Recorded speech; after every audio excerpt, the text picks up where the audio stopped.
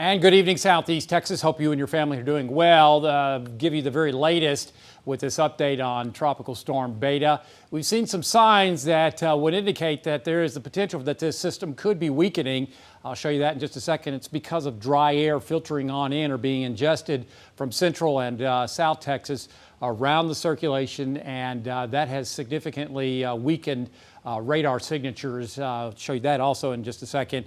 And that has happened over the last 5 or so hours.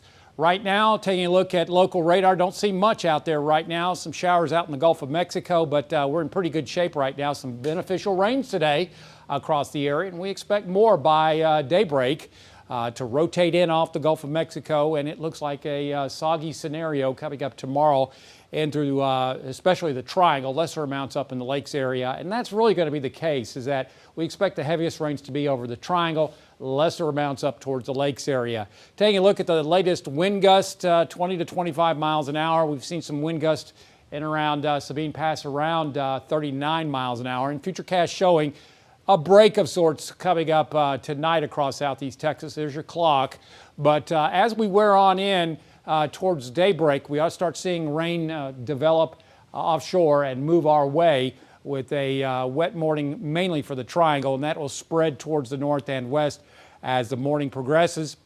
And we do expect better chances coming up tomorrow afternoon and evening across Southeast Texas. The latest on Beta is that earlier today we were seeing a lot of reds on this color-enhanced satellite imagery, and that was telling us that convection was firing up, and that shows organization. That is just not the case anymore. We're losing a lot of the reds now and seeing more of orange and yellow on that temperature scale, and that may mean that the storm is really struggling as far as trying to organize and keeping intact because of the very dry air in through central and southern sections of Texas. You can see all this orange and yellow. That's dry air, and the flow around the storm has tried to bring the system. Let me go back, see if that, well, one more time, is that what I'm trying to say is that the dry air is being advected or ingested or entrained into this system, and the rotation around it is dragging that dry air on into the storm. So earlier today, it looked like a much improved circulation right around 2 or 3 o'clock this afternoon. That dry air wrapping around, see it right there, and on into the circulation. So that hopefully will weaken the system. Plus there's shear, southwesterly and westerly shear, and you can see how this is struggling. Now normally, late night, early morning hours, like we've seen so many times with tropical cyclones that we've had to endure over the last several years, they usually strengthen overnight as far as the convection. And we'll be watching that to see if we see any type of thunderstorm activity redeveloping overnight and through that tropical cyclone. So here's the 7 p.m., the latest track from the National Hurricane Center. And it does take it on over towards Matagorda, mid-Texas Gulf Coast, southwest of Freeport tomorrow evening. Then, with high pressure, a ridge of high pressure nosing in from the east, the cyclone will turn north and then northeast. Now, this may change. It may go further to the north, and maybe, I don't think it'll go any further south, but that's what we'll be watching, is how, when it recurves, what angle is it going to go at? Is it going to go this way, or is it going to go more like this? So right now, it should pick up speed because it's rounding that high. And with the southwest flow, that should help it to move across Southeast Texas coming up Wednesday afternoon and Wednesday evening. So what can we expect? Well, a tropical depression, maybe 30 to 35 mile per hour wind gusts in and around Southeast Texas. There are tropical storm warnings in effect, and at present, we're watching the flash flood potential. Orange County, Jefferson, Chambers, and Liberty County under a flash flood watch, and also into southwest Louisiana, Calcasieu, and Cameron Parish. Tropical storm warnings do not include Orange County at this time. South Liberty, Chambers, Jefferson counties in southeast Texas, and over into southwest Louisiana, Cameron Parish under a tropical storm warning. Well, what does that mean? Well, that means 39-mile-an-hour winds or greater. Now, I don't expect much greater than 39 miles an hour. We may not get that. And after this makes landfall tomorrow night, it could weaken faster than what the Hurricane Center shows. And if that does happen, then we could see that these warnings be expired. Now, we're looking at storm surge warnings. We're not expecting a wall of water or a tsunami or anything like that to move up to I-10. This is going to be along the coastline. Storm surge, 2 to 4 foot storm surge, as you can see, over towards Chambers County, Jefferson County, and back over towards Cameron Parish in our local area. That's going to be confined to along the coastline. So that means a lot of water on the beaches. Highway 87 could have problems. This is the inundation. In storms past, you need a good southeast flow off the Gulf of Mexico to produce catastrophic storm surge. That is not likely this time. This is because of the wave action and the above normal waters being pushed in closer to the shoreline with an easterly flow. Now, Sabine Pass is going to see the heaviest, or I should say the most inundation. That's showing 3, 4, maybe 5 feet. Now, this is from the National Hurricane Center, okay? The coastal marshes and over towards maybe the Bessie Heights Marsh in and around Bridge City, 1, 2, maybe 3 foot higher than normal over those areas. And up towards western Cameron Parish and over in towards Cameron Parish southwest side, and also along low spots, the coastal parishes, coastal marshes, I should say, in through Jefferson County. So this is doable. Okay, I don't know your individual elevation in Bridge City, but you'll know that better than I do. But 1, 2, maybe 3 feet above what we normally see is what we're expecting in and around the coastal marshes. This white area, I know you're going to ask what that is. That is the flood protection system around Port Arthur, the levee system. So we're not expecting any problems there in Port Arthur. But that is what we're looking at as far as inundation past the coastline. Rainfall amounts, the forecast has gone down considerably just this afternoon. 2, 2.5, 3 inches up in the lakes. You know, this is right on through Wednesday and Thursday. I think the storm will be out of here by, say, Thursday morning. So I'm going to go ahead and give you the full day on Thursday. That's what we're looking at. See, 4, 3, 4, 5, maybe 7 inches in the triangle. Obviously, heavier amounts along the coastline. So that's the way it's going to go. Heaviest rain along the coast, lesser amounts towards the lakes area. So, to summarize, the bottom line, when do we expect the most significant impacts? Well, right now, it looks like Wednesday afternoon and evening, when this thing recurves, it'll be a depression, not a tropical storm. So 15 to 30 miles an hour, I think that's reasonable. Could we see gusts to 40? It's possible. I have my doubts. We'll see what we have when this thing recurves north and northeast on Tuesday. Then, as far as the storm surge, what we're seeing now may be the worst of it, 2 to 4 feet along the coastline, but an inundation of 1, 2, 3 feet in and around Sabine Lake and in through the marshes of Jefferson County. Rainfall, 2 to 7, that's what we're looking at right now. Okay, say I'm wrong.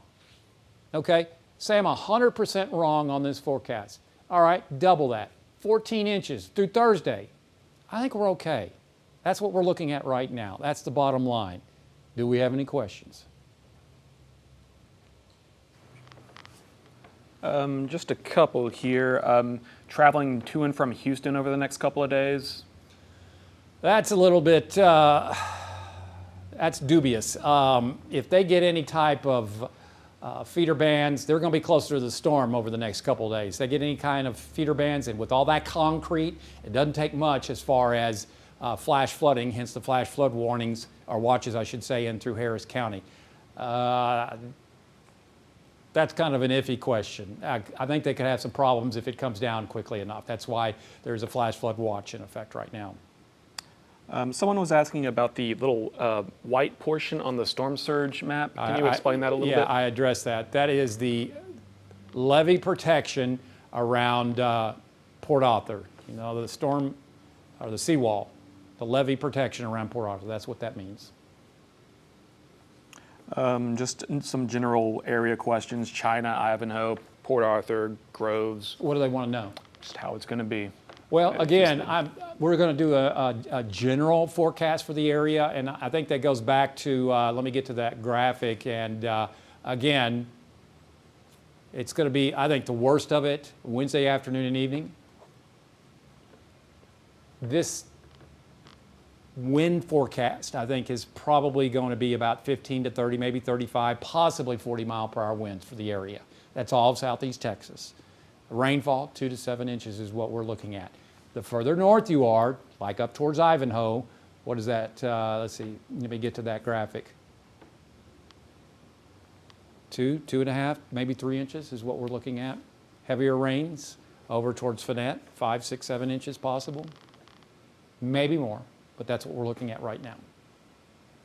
Any sort of tornado threat you're concerned about? Yeah, there will be a potential, a small potential. The storm's going to be weakening. Now, I don't know what it's going to look like on radar coming up on Wednesday, but if we have some feeder bands, that's certainly possible. Those are what we have to watch for. Any of those feeder bands that are still possibly live, it's not going to be too far off the coastline. So there's still the potential for some of those feeder bands to set up, hence the 5, 6, 7, maybe 10 inches of rainfall along the coastline. We'll have to watch and see where we are as far as the structure of the storm coming up, say, Wednesday, to see if any of those feeder bands are still active. Those will be the areas that you'll want to watch for as far as the tornado potential. But remember, with tornadoes in tropical storms, they're usually weaker than what we normally see. Any other questions? People asking about street flooding and power outages. Power outages, I think it would be very sporadic at this point. 35, 40 miles an hour, sure, it's possible. I don't think it's going to be widespread. Certainly nothing like in Orange County, what we saw with Laura. There is the potential. Street flooding, it all depends on what kind of rainfall rates we get. If we see 1 to 2 inches per hour, I think we'll be okay to drain that. But if we get something that sets up like a feeder band that we don't see on any of the forecast models right now, something that does 5, 6 inches per hour rainfall rate, and we do that for 2 or 3 hours, then yeah, we could have street flooding. It's just those are iffy questions right now. I don't have the answers for you. It all depends on what we see on radar and what we have to work with when that storm turns north and then back to the north and east. What are we gonna look at as far as the structure and what do we have to work with? So I can't answer that question totally right now. Sure, there's a potential for street flooding, but right now, with the amount of rainfall we saw today, which we're dry. We need rainfall. We can soak up a lot of this. There's always the questions about comparing to Melda and Harvey. It's not like that. Okay, let me just back up. Stop worrying about Harvey. Okay? We had noticed 3 to 4 days, 3 days for sure, that we were going to see 50 inches of rainfall. I don't see anything like that in any of the computer models, especially the European. Now, the European's not been doing well, I'll be honest with you. That is my model that I use. But I'm losing a little bit of favor on that model, but I don't see anything like that, okay? So stop thinking about Harvey. Imelda, that was the surprise. Forecast models are imperfect. The one model that did real well was what we call the HRR, the high-res rapid refresh update model, and it only goes out to 18 hours. I don't see anything like that. It nailed that fire hose that started over towards, let's see, what is that? Montgomery County through Liberty County, Jefferson, and Orange County. Don't see anything out through 18 hours, okay? Is that possible? Sure. I don't think that's going to happen now. I didn't think that was going to happen with Imelda. Surprises are always possible with tropical systems. But the difference is we got a lot of dry air to the north and northwest of us, thankfully. So I think the likelihood of that scenario playing out is very, very low at this point, because in Imelda, that was not the case. We had no dry air anywhere around our area. It was a very tropical air mass over southeast Texas, and the dynamics were different. Plus, that system, well, the system that we're going to be working with now is going to be ejecting to the north and east. So this is going to be moving. I'm not expecting a stall like Harvey. I'm not expecting that to happen like what happened with Imelda. Again, just need to watch. Coming up on Tuesday especially. Tuesday will be the day as far as the very high-res modeling, because it only goes out a short range of about 18 hours. But I think late Monday, Tuesday, we ought to be able to ascertain if we will see a repeat of Imelda. Right now, I don't think that's going to be the case. But that's speculation on my point. Some people are asking about cold fronts in the future, anything like that on the forecast. Let's see. So there may be a cold front coming in, a week from Monday after next weekend. Next weekend looks hot, humid, and mainly dry across southeast Texas. And we may get a front coming in then. But I've been more concerned with this, getting us through this, rather than paying attention to the next front. But it's been feeling pretty nice. Didn't get into the 80s, I don't believe, today because of that dry air mixing in with rain. That's what we kind of see, a winter pattern. That's what we see in the winter. Some dry air, you get rain in, that keeps your temperatures down. But it was a nice break today. No 90s across southeast. I know that. I'm not sure if we got into the 80s, but don't think so. And again, that dry air really helped us out. Any other questions? I've got one person asking, they live near the seawall. Should they be super concerned about storm surge? Not with 2 to 4 foot seas. That seawall, the levee protection system is what, 15, 16 feet, so I think we're fine. So again, if you're just joining us, just giving you an update as far as Imelda, as far as Beta, Tropical Storm Beta, and right now we're looking good. We're getting a break in the rainfall across the area. I think that later on tonight we ought to start seeing things pick up. The winds have not been problematic so far. We've been seeing winds consistently around 20 to 25 miles per hour here in the Triangle, lesser amounts up in the lakes area. Have seen some gusts close to tropical storm force over towards Texas Point near Sabine Pass. Lake Charles at 37, Jasper at 16, so nothing destructive or power outage type potential. Now I'm going to go through, this is some of the high-res modeling, and getting a break tonight, some showers, but now as we head towards the morning, I'll start seeing the rains lining up along the coastline, and that will be spreading onshore as we go through the day. So lesser amounts in the lakes, that doesn't mean it means non-zero rain chances there, but better chances in the Triangle for the day. Stop me if you have any questions there, Zach. And as you can see, the storm, you know what? Let me see if I can't put that radar loop. Let me show you something, folks. I've been watching radar very closely. When I came in this afternoon, the storm looked like it was strengthening. And I was like, oh no, let's not do that. So I'm gonna include a radar loop that I had from earlier this afternoon. And excuse me for the pause on some of these graphics, but I'm gonna update you. I'm gonna put in this, let me see if it shows what I wanted it to show, if it goes back far enough. And it's loading right now. Let me also show it there, and let's stop it. And let's go back 6 hours. I want to show you what we were looking at. You see this right here? We were watching this very closely, and we almost had an eye-like structure trying to develop. And what is that? South of Sabine Pass, roughly about, what is that? About 150 miles south of Sabine Pass. And I was like, that's not good. But then as the afternoon rolled on in, look at how that just dissipated. And that's where we're at now. I can't even see a center circulation on radar. And that's because of all this dry air over into central and south Texas. That's all being ingested into the storm. Okay, and so that's why I think it's really been suffering as far as it moving closer to shore. So that's one good sign there. Anything else, Zach?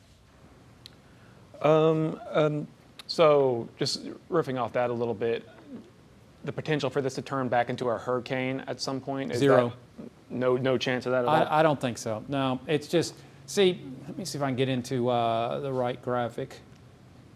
See all this dry air? Well, first off, let me see if I can get my jet stream on here. We've got west and southwest wind shear in the upper levels, okay? So it's sheared. Plus, we are getting this dry air that is wrapping into the storm system. Those are two things that hurricanes are very temperamental with. They don't like dry air. They don't like wind shear. This system, I believe, will actually weaken. I would not be surprised at all if the next National Hurricane Center forecast and update comes out at 10 p.m., that this is even weaker. It is possible that it may go down to 55 or 50. That would be the best case scenario. But no, I do not believe that this will intensify one iota with those two things I was just showing you. This wind shear coming in from the west, and also the dry air mixing in around the cyclone and in from the southwest. We've got a dry slot. This is a dry slot moving around the cyclone and being ingested or eaten up by the tropical cyclone. So this is not a healthy environment for further strengthening. So that's why I do not believe that this will become a hurricane. In fact, it'll go the other way, in my opinion. That's what we're looking at. Any other questions? This is more of a general one, but have we been seeing a greater than average number of landfalls from hurricanes and tropical storms this year? Season? Oh, yes, this year. Mm-hmm. Yeah, I think, 8, 9? Just looking at this, and again, you can see the convection just dying around this storm. Without convection, it's impossible for the storm to strengthen. So, no, I don't think it's going to be a hurricane. In fact, I think it may go the other way. It may weaken as it gets closer to the coastline, and then once it moves ashore, it could rapidly weaken after that. So, anything else? Mostly just people asking about street flooding and that sort of thing. You know, it's possible. It just depends on the structure of the storm. What are we going to have when this storm comes in and makes that north to northeast turn? The big turn is what we're calling it, coming up on Tuesday. What will it look on radar? Right now, it's almost impossible to tell. We know we're going to have a cyclone, a weak tropical storm, probably a tropical depression go over our area. And if we get any feeder bands, which are possible, it's going to be close enough to the shore to where some feeder bands are possible, then that would allow us to see the potential for some street flooding if it comes down heavier enough within an hour or two. So power outages, I think that's low right now. I can't rule any out with the bottom line. Let's get to that graphic. The bottom line for our area is Wednesday afternoon and evening. That's what we think is probably going to be the closest pass with this system. Now, it's going to be a weakening system. So, wind gusts 15 to 30. Maybe we have something of a surprise at 40 miles an hour. Storm surge, this may be decreasing as we go in towards Wednesday. This 2 to 4 feet along the coastline now may come down as we work on into Wednesday. And that's what we're hoping as far as the inundation in and around Sabine Lake and South Jefferson County. And again, say that we totally blow the forecast as far as rainfall. Say I'm 100% wrong. All right, double it. As dry as we are, don't you think that our area can handle 4 to 14 inches of rainfall over 4 days? That's what I'm looking at right now. That's what I think. We'll see how it pans out. That's what I do. All right. I think we have pretty much covered everything. I hope you and your family are doing well. Of course, we will keep monitoring this and bringing you the very latest. And I think we will be able to safely say on Tuesday, again, no Harvey, Imelda, it's possible. We'll see. I think it's a low chance. But I think by Tuesday, we'll come into range of the high-res modeling, which did so very well and nailed Imelda. Will be able to tell us whether or not we'll see anything catastrophic like that. I don't think that's going to be the case right now. I just don't. Imelda was a different animal. It was in a different environment. We had a very tropical air mass over our area. That's just not the case right now because of all that dry air that is over our general region. So I think that should really help to mitigate the potential for a repeat of that. So I don't want to downplay it, but I want you to know what's going on, what we think, what is in the realm of possibilities, and shoot it straight to you, all right? Again, hope you and your family are doing well, and we'll have some more answers coming up tomorrow and especially on Tuesday.